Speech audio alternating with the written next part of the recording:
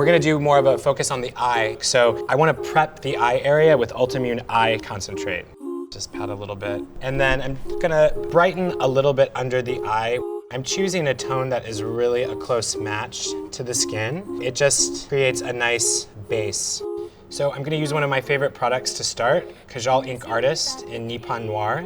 The great thing about a smoky eye is that it suits any eye shape, and it's always flattering, and you don't have to be so perfect about it. You can just sort of put it on and smudge. Once I define the line, I like to bring the color up into the crease of the eye. Really, the only rule of thumb is to keep blending as you go. And now I'm gonna layer another Kajal InkArtist in Plum Blossom. One of my favorite products is Minimalist Whipped Powder Blush.